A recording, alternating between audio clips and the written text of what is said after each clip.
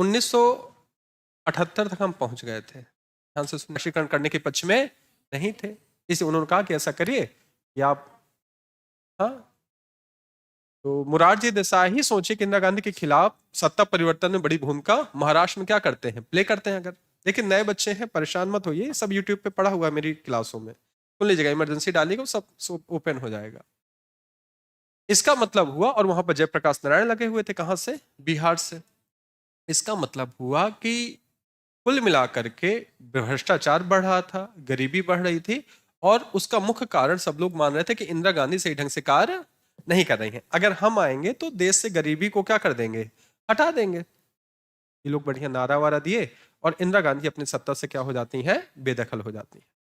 तो बेदखल हो गई, नई पार्टी आती है, तो वो कहती कि इंदिरा गांधी की अभी 1 वर्ष की योजना क्या है, बाकी है, तो ऐसा करते हैं हम उसको 1 साल पहले क्या कर देते हैं, समाप्त कर देते हैं। 79 तक चलना था ना, तो 1 साल पहले उन्होंने क्या कर दिया, समाप्त कर दिया, तो 78 में समाप्त हो गया। लेकिन इनको खुद ही नहीं पता था कि ये 5 साल रहेंगे कि नहीं रहेंगे।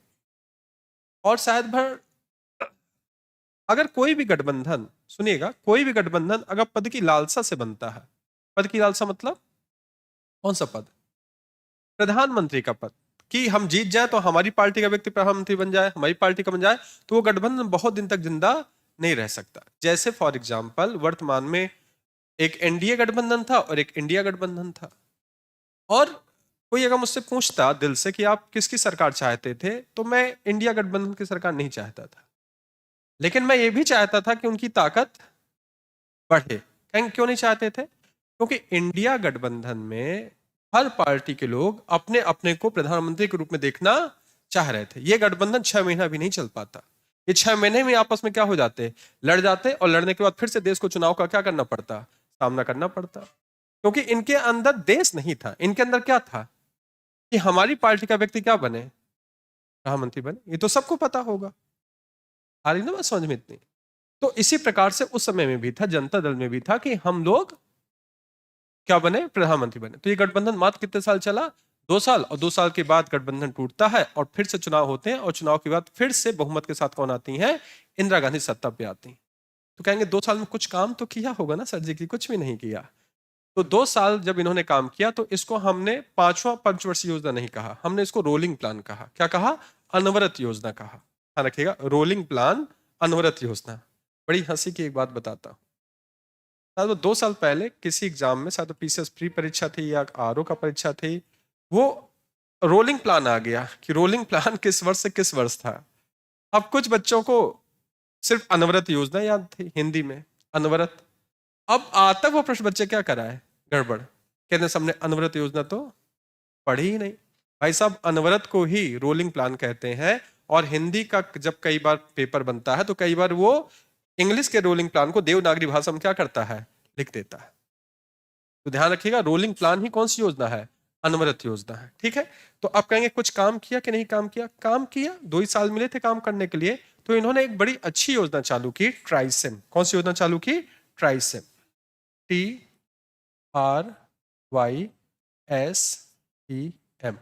1979। फुल फॉर्म पता है आपको? Training of rural youth system, क्या है, एम्प्लॉयमेंट। यानी कि इसका अर्थ ये था ट्राइसेम का, मतलब रूलिंग यूथ, मतलब रूलिंग यूथ मतलब गांव का। ठीक, और SEM का मतलब होता है सेल्फ एम्प्लॉयमेंट, सेल्फ एम्प्लॉयमेंट। इसका मतलब समझ में आ रहा होगा। और T मतलब क्या है, ट्रेनिंग। अगर इसको इस तरह से तोड़ के पढ़ा जाए, मतलब ये जो आंदोलन था कहां से निकला था, गांव से ही तो निकला था। तो उन्होंने क्या चलाया कि मैं गांव के लोगों को, जब हमारी सरकार बनेगी तो हम गांव के लोगों को, गांव का मतलब रूलिंग, एक अर्बन एरिया होता है, एक रूरल एरिया होता है। तो रूरल मतलब क्या होता है, गांव क्षेत्र। तो गांव के युवाओं के लिए सेल्फ एम्प्लॉयमेंट का मतलब, सेल्फ एम्प्लॉयमेंट का मतलब क्या होता है, स्वरोजगार। मतलब किसी के अधीन रोजगार नहीं, मतलब खुद का रोजगार। और ट्रेनिंग तो मतलब जानते ही हैं, ट्रेनिंग मतलब प्रशिक्षण। यानी कि ट्राइसेम के तहत ऐसे कार्यक्रम चलाए गए जो गांव के लड़कों को प्रशिक्षण दें, ताकि वह लड़के अपना स्वरोजगार खोल सके। For example. स्वरोजगार का आशय जैसे मान लीजिए वर्तमान से जोड़ देते हैं, मोबाइल रिपेयरिंग कोर्स एक हो सकता है। जैसे हमने किसी को मोबाइल रिपेयरिंग कोर्स सिखा दिया तो इससे क्या फायदा होगा? मोबाइल रिपेयरिंग कोर्स सिखा दिया तो एक छोटी सी दुकान खोल करके कहीं भी वो अपना स्वयं का बिजनेस क्या है कर सकता है। अब जैसे मान लीजिए कि अच्छा, कितने को पता कि आज के आधुनिक युग में बहुत सारे इलेक्ट्रॉनिक्स के सामान लग रहे हैं। तो मान लीजिए किसी को हमने रेफ्रिजरेशन का ट्रेनिंग दे दिया, रेफ्रिजरेशन मतलब एसी से संबंधित ट्रेनिंग दे दी, तो आपको पता है हर घर में आज 1 2 3 एसी क्या है काम कर रही हैं। और एसी की खास बात होती है कि आपको हर साल इसके मेंटेनेंस करवाना पड़ता है। और ये भी आपको पता होगा कि जो भी आता है सिर्फ केवल धूल झाड़ने के 500 रुपए क्या है ले जाता है, इतना ही तो करता है। अब ये उस दिन बंदे आए, ये एसी को सही किया तो ये 1300 रुपए ले गए, 1300 रुपए। अब उसमें से कितना खर्च करके गए होंगे? मेरे हिसाब से 5 रुपए भी ना लगा होगा। ये जो बिजनेस होते हैं ना, मतलब बिजनेस मतलब होता है किसी चीज को बनाना, इसमें आप कीमत का आकलन नहीं लगा सकते। जैसे आपने किसी को कारपेंटरी सिखा दी, तो आप कारपेंटरी सिखाने के बाद कोई अभी दिवाली है, धनतेरस आ रहा है, या अभी आप क्योंकि पढ़ने वाले स्टूडेंट है, आप कोई टेबल वेबल खरीद के लाए हैं? कभी स्टडी टेबल खरीद के लाए हो? अब कोई लाया हो स्टडी टेबल? अभी फिलहाल लाया हो, पढ़ना है तो चलो स्टडी टेबल ले लेते हैं। नहीं कोई लाया? लाए हैं। कीमत पूछना चाहता हूँ कि एक कितने की स्टडी टेबल आई आपकी? 25 रुपए की स्टडी टेबल आए। आपने अगर उसको जोड़ा हो तो इसकी लगभग कितनी कीमत होगी? लगभग लगभग अगर इसको बनाया जाता, किया जाता तो 1150 कीमत होती, मान लो 1200 होती करीब करीब, तो उसको लगभग दुगने में क्या कर दिया? बढ़ा दिया।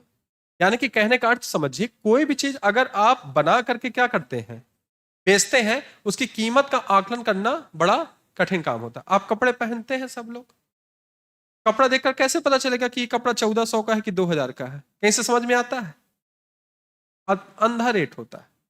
वही कपड़ा 300 का भी बेचा जा सकता है, वही कपड़ा 3000 का बेचा जा सकता है। ऐसे ही अगर कोई चीज ले ली जाए, जैसे मैंने आपको एक उदाहरण दिया कि जैसे मान लीजिए युवाओं को आपने प्रशिक्षण दे दिया बढ़ईगिरी का, आपने प्रशिक्षण दे दिया मोबाइल रिपेयरिंग का, आपने प्रशिक्षण दे दिया एसी सही करने का, आपने प्रशिक्षण दे दिया पंचर की दुकान खोलने का। लो पंचर, आप कहेंगे सर इसमें भी कमाई होती है, इसमें भी कमाई होती है। आप गांव देहातों में एक पंचर की दुकान खोल लीजिए। लो, आप हंसिए नहीं हर बात पे, सरकार इसके लिए बकायदा अनुदान देती है, बकायदा अनुदान मिलता है। इसकी अनुदान मिलता है, अनुदान मतलब होता है सरकार यहाँ पर आपको अगर कहीं कोई दुकान खोलनी है तो आपको 10 से 20 हजार रुपए कहां से दे देगी? बैंक से लोन दे देगी। आप 20 हजार में पंचर के लिए एक मशीन ले आइए सेकंड हैंड, और क्योंकि आपको प्रशिक्षण मिल चुका है, छोटी सी गुमटी कहीं भी खोल करके आप नहीं तो 300 400 500 रुपए पर डे क्या कर सकते हैं? कमा सकते हैं। लोग कमाते ही हैं। पंचर की दुकान खोल करके लोग अपना जीविका निर्वाह क्या है कर लेते हैं। आप कभी जाइए, आप बाइक स्कूटी से आते हो, तो आप जैसे पंचर की दुकान में आप फंसे, तो आपने खुद सोचा होगा पंचर की दुकान वाला ही कम से कम नहीं तो 20 से 30 हजार रुपए महीना कमा लेता होगा। और निर्भर करता है पंचर की दुकान किस लेवल पे खोल रहा है। मान लीजिए अब वो फोर व्हीलर की खोल दे, फोर व्हीलर, आप एक टायर ट्यूबलेस टायर के लिए पंचर बनवाने जाते हो, मेरे हिसाब से 50 रुपए ले लेता होगा। क्या करता है? कभी दिमाग लगाया क्या करता है? 50 रुपए ले लेता है। एक वो बाती लिए रहता है, बाती एक, और एक पेचकस लिए रहता है, और उस बाती को लगा के मार देता है, और तुम कहता भाई साहब 50 रुपए दीजिए। इतना ही तो करता है। वो बाती की कीमत कितनी होगी? 5 रुपए। नहीं किसी की पंचर की दुकान है क्या? लेकिन मुझे तो लगता है कि बाती की कीमत 1 2 रुपए से क्या ज्यादा होनी चाहिए, इससे ज्यादा थोड़ा होगी। 1 2 रुपए की बाती, और सूजा एक बार ले लेना है। सूजा ये भी नहीं कि घिस जाए, लोहे का सूजा होता है, चाहे तुम उसमें 1000 गाड़ियों का पंचर बना दो। आपने 1000 सूजा कितने का आएगा वो है? 50 रुपए का, 100 रुपए का, 200 रुपए का। तो सूजा तो आपके लिए सालों 2 साल के लिए हो गया ना। अब तुम्हारे जैसे कस्टमर चले जाए तो उसका सूजा ही चुरा लाए तो अलग बात है? लेकिन आप देखिए उस पूरे काम में उसने खींच करके 2 से 3 रुपए लगाए हैं, 2 से 3 रुपए इससे ज्यादा नहीं लगाए हैं। और 2 से 3 रुपए के बदले आपसे तुरंत क्या कहता, भाई साहब 50 रुपए दीजिए। ये एसी बनाने वाले आते हैं, धूल झाड़ के चले जाते हैं, 500 रुपए ले जाते हैं कि नहीं ले जाते हैं? आप एक मिस्त्री को बुलाते हैं, मिस्त्री ये सब प्रशिक्षण कार्यक्रम है, बता रहा हूं, ऐसा नहीं कि तुम भी जाकर के यहाँ लाइट खोल दो, पता चिपक जाओगे। तो आप देखते होंगे कि बोर्ड खोलने वाला सिर्फ पेचकस लगा देगा, पेचकस लगाने के 100 रुपए ले लेगा वो, पेचकस लगाने के 100 रुपए। आप पंखा उतरवाइए कभी मिस्त्री से, तो क्या कितने रुपए लेता है? 100 रुपए, और साथ 5-10 मिनट में काम करके क्या है चला जाता है। ऐसे वो 10 पंखे टांग दे रोज, तो 100 धाम 1000। तो ये छोटा सा प्रशिक्षण लिया और खुद का रोजगार क्या कर लिया, सृजित कर लिया, और साथ में एक को वर्कर को रख लेता है। कौन सा वर्कर? हाँ, वो जो झोला उला उठाएगा उसको प्रशिक्षित करता रहता है। आपने कभी देखा होगा ये लोग अपने साथ एक ट्रेनर रखते हैं, ट्रेनर मतलब इसको ट्रेन करते हैं, और छोटा लड़का रखते हैं, उनसे पूछो कि कमाता इनकी, सर इनको मैं क्या दूंगा, 50-60 रुपए दे देता हूं, मैं इनको सिखा रहा हूं। तो वो उनको सिखाता भी रहता है। अब ये जो गोल गोल बने हुए हैं ये सब, हाँ, ये डिजाइन विजाइन वाले, हाँ, इतना सा तुम छोटा सा पीओपी का एक डिजाइन दे दो एक कमरे का 12x10 का, आपसे 5,000 रुपए के लेके चले जाएंगे, 5,000। और कुछ नहीं करते, कहेंगे बोरी हम लाएंगे पुट्टी की, जो पुट्टी लगती पीओपी, पीओपी, और आपका 5,000 का कमरा के लेके चले जाएंगे। नहीं, फिर भी कहीं तो कला सीखी होगी, कहीं तो कला सीखी होगी। ये था उद्देश्य किसका, किसका? ट्राइसिम का। ट्राइसिम का मतलब था रूलिंग यूथ को क्या करने के लिए, सेल्फ एम्प्लॉयमेंट देने के लिए, क्या देना, प्रशिक्षण देना, ताकि वह रोजगार कर सके और 4 को रोजगार दे सके। कितने लोग कह रहे हैं कि हाँ काम तो इनका सही था, और शायद देश में पहली बार इस तरह का कार्यक्रम चलाया गया था। आज तक देश में कभी भी इस तरह का कार्यक्रम की शुरुआत नहीं। तो क्रेडिट जाता है किसको? जनता दल सरकार को, जो पहली बार 1979 में, कब 1979 में कौन सी योजना लेके आती? ट्राइसम। इसके बाद आती इंदिरा गांधी। इंदिरा गांधी कहती है तुम एक ट्राइसम चालू करोगे, हम बौछार लगा देंगे। क्या लगा देंगे? बौछार। इसके बाद अगली पंचवर्षीय जो 5वीं आएगी ना, 80 से जो 85 चलेगी, उसमें मतलब इंदिरा गांधी इतने सारे कार्यक्रम चलाती है, किसके लिए? गरीबी उन्मूलन के लिए, मतलब अनगिनत कार्यक्रम। लेकिन अनगिनत कार्यक्रम चलाने के बाद भी वो जमीन पर सही ढंग से नहीं उतरते हैं, क्योंकि बीच में ही पैसों का क्या हो जाता है, हाँ, बंदर बांट हो जाता है। जब इंदिरा गांधी की हत्या हुई तो राजीव गांधी ने कहा था, जब उनको काम दिया गया, उन्होंने कहा इतना कार्यक्रम मेरी मां ने चलाया और उसका लाभ नहीं मिल रहा है, क्या है कारण? तो जीवी के राव समिति जो बनाई गई थी, उसने कहा था कि सर आपकी योजनाएं चल तो बहुत अच्छी रही हैं, कार्यक्रम बहुत अच्छे हैं, पैसा भी ऊपर से अच्छा आ रहा है, लेकिन दिक्कत है कि 1 रुपए ऊपर आपसे चलाते हैं, 90 पैसे बीच में खत्म हो जाते हैं, मात्र कितना पैसा जाता है? 10 पैसे जाता है। और 10 पैसे से क्या विकास कार्यक्रम होगा? तो क्यों हो रहा था? क्योंकि सारे कार्यक्रम चला कौन रहे थे? अधिकारी। और अधिकारी पूरे पैसों को क्या कर रहे थे? बंदरबाट कर रहे थे। कुछ चीजें समझ में आ रही? तो ये उस समय की बात नहीं है, आज की भी यही बात है। आपको क्या लगता है बंदरबाट खत्म हो गया है क्या? बंदरबाट मतलब समझते हो? किसी चीज को बंदर की तरह बांट लेना, आज भी वो कार्यक्रम चल रहा है। तो ऐसा नहीं, देश की सरकारों ने कार्यक्रम बहुत अच्छे अच्छे चलाए हैं। किसके लिए? गरीबी निवारण के लिए, लोगों को प्रशिक्षित करने के लिए, लेकिन सही ढंग से उस कार्यक्रम को नीचे तक लागू नहीं किया जा सका। तो बस एक ही कार्यक्रम है ट्राइसम, फिर 5वीं पंचवर्षीय योजना समझते हैं। तो लिखिए इसको अनवरत योजना। कौन सी योजना है? अनवरत योजना। अंग्रेजी में इसको क्या कहेंगे? Rolling plan. Rolling plan. कितने वर्ष तक है, कोई बता सकता है? 2 वर्ष। कब से कब तक है? 1978 से 1980। और एक कार्यक्रम है, ये बना हुआ है कार्यक्रम ट्राइसम, 1978 से 1980। देखिए समझ करके याद करेंगे तो सब कुछ याद हो जाएगा। रट के आप इकोनॉमी कभी नहीं आगे बढ़ सकते। रट के तुम्हें लग रहा कोई विषय आगे नहीं बढ़ता है। अब जैसे मैंने ये पॉइंट जोड़ा जीवी के राव समिति का, तो जिसने पॉलिटी पढ़ी होगी तो उसको कनेक्शन हो जाएगा, और जो आगे पॉलिटी पढ़ेंगे तो उनका कनेक्शन आगे हो जाएगा। इन आपको पढ़ना बहुत पड़ेगा। मतलब मेरा एक मकसद है कि कोई भी जब काम करता है तो दिल लगा के करो। अगर आपके घर में कोई भी काम करने आता है, मिस्त्री होता है, कितना दिल लगा के काम करता है, और उसी बात के वो 1000-2000 लेकर के क्या है चला जाता है। तो फिर हम भी पढ़ रहे हैं तो हमको भी दिल लगा करके मेहनत करनी चाहिए। ठीक है, तो लिखना है इसके बारे में, तो लिखते हैं। इस योजना का, यह योजना गुनार मिडल मॉडल पर आधारित थी। यह योजना गुनार मिडल, ये तो आपको पता होगा ना कि जो योजनाएं होती हैं, कोई व्यक्ति इस मॉडल को क्या करता है, बनाता है कि सरकार उस मॉडल पे क्या कर सके काम, तो उसी नाम पे मॉडल पड़ जाता है। कौन सा मॉडल है? गुनार मिल्डल मॉडल पर आधारित थे। बोर्ड पे लिखा हुआ है, ये गुनार मिल्डल मॉडल पर आधारित थे।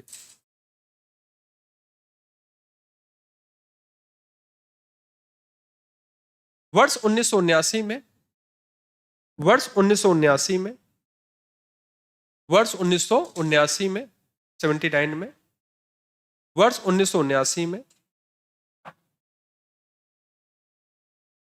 वर्ष 1979 में ग्रामीण क्षेत्र के युवाओं को, ग्रामीण क्षेत्र के युवाओं को स्वरोजगार प्रदान करने के लिए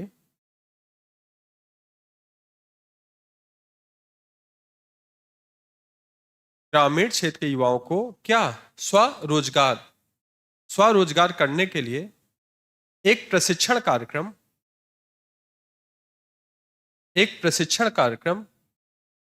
ट्राइसेम की शुरुआत की गई। एक प्रशिक्षण कार्यक्रम ट्राइसेम, फुल फॉर्म लिख लीजिएगा इसका। एक प्रशिक्षण कार्यक्रम ट्राइसेम की शुरुआत की गई। एक प्रशिक्षण कार्यक्रम, किसकी कार्यक्रम बेटा? ट्राइसेम की शुरुआत की गई। ट्राइसेम की शुरुआत की गई। फुल फॉर्म लिख लेंगे। ट्रेनिंग ऑफ, किसकी ट्रेनिंग? रूलिंग यूथ, और किसके लिए? Self employment. Training of ruling youth self employment. गांव के युवाओं के लिए स्वरोजगार उत्पन्न करने के लिए एक प्रशिक्षण कार्यक्रम, और प्रशिक्षण कार्यक्रम का उद्देश्य था कौन सा उद्योग? कुटीर उद्योग कह सकते थे। आज तो कोई भी व्यक्ति थोड़ा सा भी स्किल डेवलप कर ले, मेरे हिसाब से 30-40 हजार रुपये महीना क्या कर सकता है? आराम से कमा सकता है। कोई ना कोई उसके पास सिर्फ क्या कर ले, एक स्किल डेवलप कर ले। स्किल, किसी के घर में आस पड़ोस या रिश्तेदारी में कोई मोबाइल शॉप की दुकान है, रिपेयरिंग की, किसी के यहाँ? आपके यहाँ है? किसकी है? आपके घर के पास में है, तो मित्र हैं, दोस्त हैं, मतलब कुछ जानकारी है, मतलब जानकारी, तो लगभग से मोबाइल रिपेयरिंग की है, एक महीने में बंदा कितना कमा लेता होगा? 20 से 30 हजार। यानी कि अपना घर तो चला ही लेता है ना, और सिर्फ एक छोटी सी दुकान में मोबाइल बना करके, इतना ही तो है। तो बस यही था उद्देश्य कि हम छोटे से कार्यक्रम चालू करके। अच्छा, मोबाइल रिपेयरिंग का कोर्स कितने महीने का होता होगा? लगभग 1 महीने का, 3 महीने का। मैं कहता हूं चलिए बड़ा सा बड़ा कोर्स भी होगा ना प्रशिक्षण के, वो 6 महीने से ज्यादा नहीं होगा। 6 महीने ज्यादा नहीं होता है। और इसके लिए वर्तमान सरकार ने कार्यक्रम चालू किया था, पता है? प्रधानमंत्री कौशल विकास कार्यक्रम। सुना था आपने इस कार्यक्रम को? शायद कुछ लोगों ने किया भी हो सकता है। किसी ने नहीं किया? कोई प्रशिक्षण नहीं लिया आप लोगों ने वहां जाकर के? प्रधानमंत्री कौशल विकास कार्यक्रम, कोई प्रशिक्षण नहीं लिया आप लोगों ने? किसी ने नहीं लिया? अच्छा, आपको सीधा आईएएस बनना है तो क्या करना है? और क्या भाई, बड़े लोग बड़ी बातें, छोटे लोग छोटी बातें, है? पढ़ना भी नहीं है, सपने भी बड़े देखना है। वही है ना मुंगेरी लाल के सपने, बोला जाता है ना। किसके सपने? मुंगेरी लाल के सपने। मुंगेरी लाल के सपने का मतलब है कि सोते सोते क्या बन जाना? बिल्कुल राजा बन जाना, और मेहनत ना करना। तो मेहनत करिए, काम तो करना ही पड़ेगा। तो ये हो गया। फिर अगली योजना लिखते हैं। कौन सी पंचवर्षीय योजना में आ गए? 5 तक हो गई थी ना, 6वीं पंचवर्षीय योजना। अब बताओ कब से कब तक चलेगी वो? बताइए। 80 से 85, 6वीं 6th 5 ईयर प्लान। कौन है प्रधानमंत्री? इंदिरा गांधी। अब आप एक लाइन नहीं पूछा आपने कि सर इंदिरा गांधी की तो हत्या 84 में हो गई थी, ये कार्यक्रम 85 तक क्यों चला? क्योंकि उनके बाद उन्हीं का लड़का तो प्रधानमंत्री बन गया। कौन?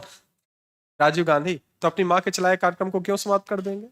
समाप्त तो वो व्यक्ति करता है जिसका 36 का आंकड़ा हो आपसे। ठीक, तो ये कार्यक्रम चला 1980 से 85। सोचते हैं इसमें क्या होगा। इंदिरा गांधी किस नारे के साथ आई थी वापस? गरीबी हटाओ।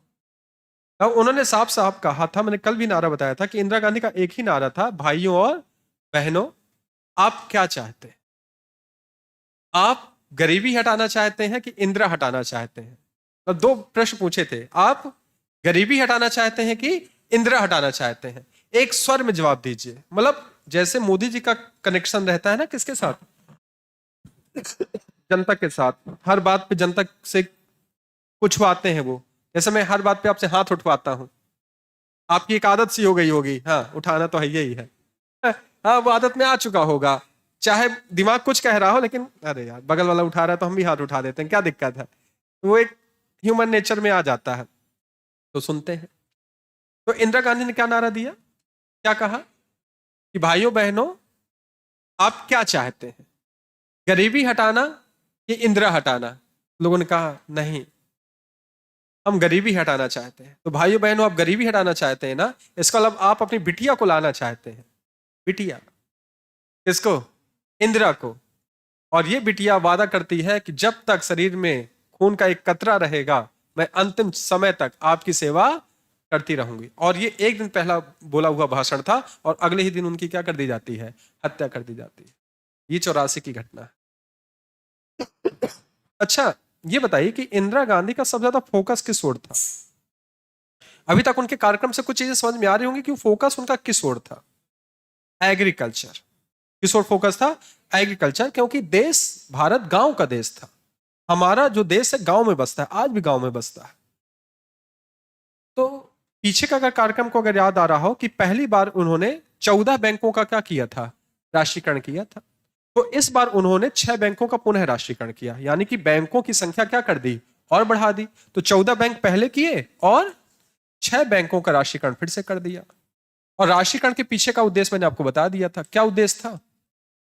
यह उद्देश्य था कि राष्ट्रीयकरण होने से बैंक सरकारी हो जाएंगे। बैंक क्या हो जाएंगे, सरकारी। और लोग जो अपनी बचत है वो सरकारी बैंक पर आंख बंद करके रखेंगे। आप सरकारी बैंकों में ही तो खाता खुलवाते हैं जल्दी। आज भी आप 21वीं सदी में हैं, आपसे कोई कहते कि प्राइवेट बैंक पे करो तो आप हाथ जोड़ दोगे, आप तुरंत सरकारी बैंक पे एफडी पैसा वैसा जमा कर दोगे। क्यों, आपको सरकार पर भरोसा है, विश्वास रहता है। तो इसका मतलब है कि इंदिरा गांधी को पता था कि सरकारी बैंक होने से बैंकों की जो बचत है, पैसा है, वो क्या हो जाएगा, बढ़ जाएगा। क्योंकि लोग पैसा वहां जमा करना क्या कर देंगे, शुरुआत कर देंगे। और दूसरा, प्राइवेट बैंक लाभ के लिए काम करता है, सरकारी बैंक जनता के हित के लिए कार्य करते हैं। तो अगर आपको याद हो, कितने लोग मम्मी पापा के पास बैठते हैं, बातें करते हैं, अपने घर की इकोनॉमी की बात करते हैं, थोड़ा बहुत जानने की कोशिश करते हैं। नहीं जानते हो कभी, अपने घर का बैंक बैलेंस आपको नहीं पता है। टाका थोड़ा हम डालेंगे, पूछ रहे हैं ऐसा। अब कितने लोग को अपने घर की स्थितियां पता है, आर्थिक स्थिति, 1 2 3 4 5 6। कितने लोग राय भी देते हैं पापा जी को कि पापा इसमें थोड़ा सा डाउन चल रहा है तो एफडी ना करके कुछ और कर दीजिए, यहाँ पर स्कीम क्या है बेहतर चले। ये कितने लोग सलाह देते हैं घर में, 1 2 3 4। लड़कियों की सलाह माने नहीं है, एक हाथ उठा रही, खड़े हो जाओ मैनेजर साहब। आप जब मान लो कहीं बचत करनी होती है तो आप क्या विशेष ध्यान देते हैं, कहां पर निवेश करना चाहिए, किन बातों का ध्यान रखते हैं आप। मतलब कि जहां पर पैसा लगवाना है, घर में बचत करवानी है, तो कोई बिंदु रखते होंगे ना कि यहां पर आप पैसा लगाएंगे तो यहां पर ज्यादा लाभदायक है। तो आप किन 2 बिंदुओं को ध्यान देती हैं।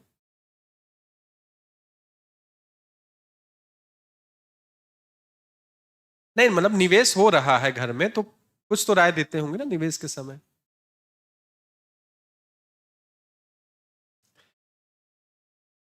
चल अच्छा बैठिए।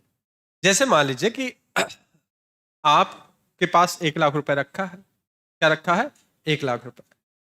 जैसे पिछली बार मेरे यहाँ एक बच्ची पढ़ती थी तो वो आई कहती सर मेरे पास 1 लाख रुपए मैंने इकट्ठा किया है तो क्या करें इसका। मैंने कहा आपका क्या सोचना है, आप क्या करना चाहते हैं। कहती सर जी मम्मी पापा कह रहे हैं या तो गोल्ड ले लो या तो एफडी कर लो। तो मम्मी पापा कह रहे हैं जो आपके सर का है वो ठीक है। बच्चे सर को काफी मानने लगते हैं, काफी गार्जियन कहने लगते हैं कि आपकी बात मानता है बाकी हमारी बात तो सुनता ही नहीं है। हमने कहा कि देखिए छोटी पूंजी है और आपको हो सकता है कि आगे फ्यूचर में पैसों की क्या है जरूरत पड़ जाए, तो अभी छोटी पूंजी में सोना नहीं लेना चाहिए क्योंकि सोना ऐसा होता है घटता और बढ़ता भी रहता है। और दूसरा ये है कि मान लीजिए आपको कल ही आवश्यकता पड़ जाए पैसों की, तो एफडी में इतना तो है कि आप कभी भी उसको तोड़ करके बंद कर सकते हैं। ज्यादा पूंजी होती तो देखा जाता।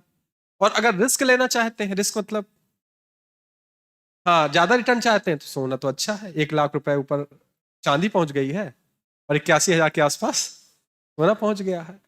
तो ये तो रिस्क वाली बात है, और थोड़ा सा सुरक्षा भी रखनी पड़ती सोना वोना की, हाँ, चोरी ना हो जाए, कहीं कुछ ना हो जाए। तो फिर मैंने कहा अगर सोना खरीदना है तो फिर ब्रिक खरीदना, ब्रिक मतलब ईंट खरीद लेना सोने की, वो सुरक्षित रहेगी, ठीक रहेगा। मतलब कुछ लोग चैन वैन खरीद लेते हैं ना, पता चल तुम चैन खरीद के लाओ, चोर पार कर ले जाए, तो 1 लाख भी तुम्हारे हाथ से क्या है, चला गया। एफडी में क्या है, एफडी चाहे कोई छिना ले जाए, वो कैश नहीं करा सकता, क्योंकि एफडी आपके ही अकाउंट से बनी है, तो आपके ही अकाउंट में क्या होगी, डिपॉजिट होगी। तो सरकार क्या करती थी कि सरकार शुरू में, क्योंकि जब नई नई सरकार बनी और लोगों का पैसा क्या है, खींचना था अपनी ओर, तो उन्होंने इंटरेस्ट बहुत अच्छा दिया, मतलब ब्याज बहुत अच्छी दी। मतलब बताते हैं आरडी में 13-14 तक ब्याज क्या है, मिलती थी। और ये जो दुगना पैसा होता है ना, 13 साल में दुगना होता है, वो 5 साल में क्या हो जाता था, दुगना हो जाता था, 5 साल में दुगना हो जाता था। 5 साल दुगने का मतलब समझते हैं, लगभग 13% आपको रिटर्न मिल रहा है, तब जाके दुगना लगभग 5 साल में होता है। यकीन मानिए अगर किसी में 13 से 14% का रिटर्न मिल जाए, तो वो धनराशि आपकी कितने साल में दुगना हो जाती है, 5 साल में। सरकार ने इतना लाभ दिया और लोगों ने खूब पैसा, जितना था बचा बचा करके, 5 रोटी खाते हैं तो 3 रोटी खाएंगे, दाल 1 कटोरी खाते हैं तो आधी कटोरी खाएंगे, लेकिन पैसा बचाएंगे, कहां रखेंगे, बैंक में। बांदा जैसे लोगों ने खूब पैसा क्या कर दिया, जोड़ लिया। मैंने आपको बांदा की कहानी बता चुका हूं कि बांदा में बचत ज्यादा थी, क्योंकि यहां दिखावा कम था। जहां दिखावा ज्यादा होता है वहां बचत कम होती है, और जहां दिखावा कम होता है वहां बचत ज्यादा होती है। आ रही बात समझ में यहां पर? तो ये एक फायदा था। दूसरा, क्योंकि एग्रीकल्चर पे ध्यान देना है, तो एग्रीकल्चर पर ध्यान देने के लिए उनको क्या चाहिए, किसानों को क्या चाहिए, पैसा चाहिए ना। किस बात के लिए पैसा चाहिए, क्योंकि आप हरित क्रांति लेकर के आए थे, और हरित क्रांति के लिए अधिक पूंजी की क्या थी, जरूरत थी। तो शायद सरकारी बैंक ही आपको अधिक से अधिक धन क्या कर सकते थे, उपलब्ध करा सकते थे, उनकी ब्रांचों को कई जगह खोला जा सकता था। तो ये हो गया इसके बैंकों का राष्ट्रीयकरण के पीछे उद्देश्य। दूसरा उद्देश्य समझते हैं और क्या किया। आपने एक संस्था सुनी होगी, नाबार्ड का नाम सुना होगा, नाबार्ड। किससे सुनी है नाबार्ड, आपने सुना है, और किससे सुना है, 2, और किससे सुना है। मतलब पूरी क्लास में सिर्फ 2 लोगों ने नाबार्ड का नाम सुना है। ये अभी नाबार्ड पढ़ाऊंगा एग्रीकल्चर पे अलग से। नाबार्ड नहीं सुना आप लोगों ने, अच्छी बात। इसका मतलब हुआ कि आप लोग बहुत योग्य विद्यार्थी हैं, और योग बच्चे मुझको बहुत पसंद है। तो योग किस बात पे समझ लीजिए कि आपको कुछ नहीं आता है, ये बात सत्य है। और मैंने कई बार बोला कि मुझे ब्लैंक अच्छा लगता है। ब्लैंक मतलब होता है कि मैं जो भी भरूंगा वो दिमाग में क्या है, भर जाएगा, लेकिन इसके लिए फिर मेहनत बहुत करनी पड़ती है। ब्लैंक का मतलब हुआ कि कोई चीज भरी गई है तो फिर ऐसे भरो कि कोई उसको मिटा ना सके, लड़ जाओ। अगर छोटी क्लास का अगर याद हो कि अगर छोटी क्लास में मैम का से कबूतर ऐसा बनाना सिखाया है, तो तुम अपने घर में मम्मी पापा से लड़ जाते थे, नहीं का से कबूतर ऐसा ही बनेगा, क्योंकि हमारी किसने सिखाया है, मैम ने सिखाया। ये होता था कि नहीं होता था। अब बड़े हो गए तो क्या है, सर जी अगर का से कबूतर ऐसा सिखा रहा है तो घर में जाकर तुम अपना का से कबूतर सीखते हो और कहते हो सर जी को कुछ नहीं आता। इसी कारण से तुम ना इधर के होते हो ना उधर के होते हो। तो अगर आपको कुछ नहीं आता तो सबसे अच्छी चीज है जो मैं सिखाऊं उसको बिल्कुल सीख लो, और इतना भयंकर सीखो कि उसकी छाप चाहे जितना कोई इरेज करे समाप्त ना हो। इसका मतलब कि आपने पढ़ाई बहुत अच्छे से की है, ठीक है। नाबार्ड नहीं पता, बहुत अच्छी बात है, हमको भी बहुत कुछ नहीं पता था। हाँ, हमें तो थ्री इडियट मूवी जब जब मुझे आती है, अभी आ रही थी 3-4 दिन पहले, तो मैं देख रहा था उसको। थ्री इडियट जब जब आती है उसका एक जब सीन आता है तो मैं अपने ऊपर हंसता हूँ। अंतिम सीन एक फिल्माया गया था एक झील के पास, जहां पर वो फुनसुक बांगड़ू और वो सब साइलेंसर खड़े होते हैं। तो एक लास्ट सीन है, वो झील दिखाई जाती है, लद्दाख की झील है। और मैं बेवकूफ आदमी इंजीनियरिंग कर रहा था उस समय, तो मुझको ये लगा यार कितना अच्छी जगह है, घूमने चलेंगे कभी ना कभी यहाँ पर। और मेरे मन में जानते हैं क्या विचार आया, ये नॉर्थ ईस्ट में कहीं होगी जगह, नॉर्थ ईस्ट।